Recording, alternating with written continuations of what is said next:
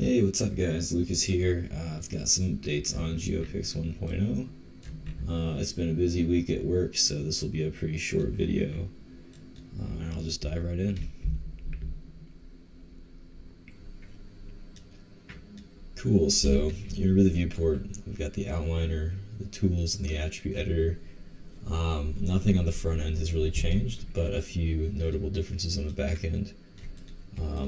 Geometry has selection highlighting, which looks pretty nice. Also, you can use Control to deselect and Shift to add select. So this is quite useful for various types of selection.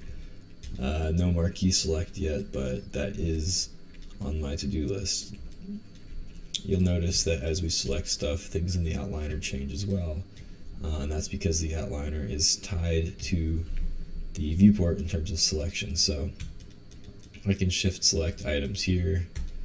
I can control to deselect, all the same controls, but the most notable feature of the outliner, which is now working, is you can parent objects to one another.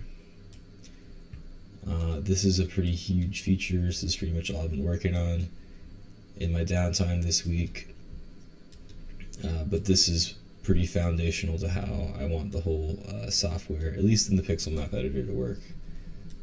You're going to have signal chains, devices, groups, geometry, and the idea is you can parent different things together, create hierarchies, move them around, transform them. They're all 3D objects in a 3D world, even though some of those objects contain way more information than just coordinates. They're all going to be able to live in the same world and kind of work together, play together. So that's pretty big. You can create groups, of course. If you have two groups with the same name, it renames one. I don't think I'm going to keep it this way. I have some ideas on how to make this a little bit more generic.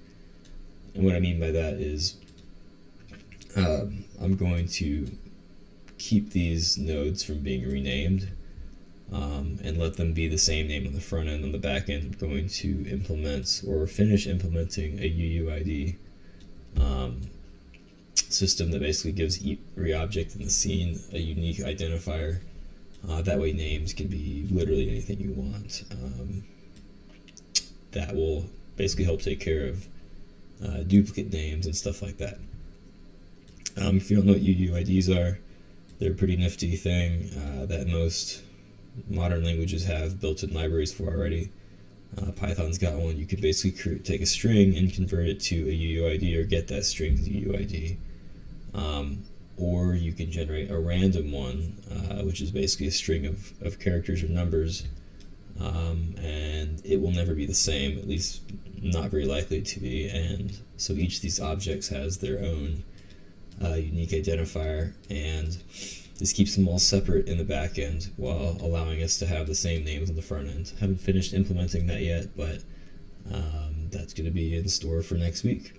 Also next week I'll have this attribute editor working, which is going to be a big update as well. So exciting stuff. That's it for this video. Thanks for watching.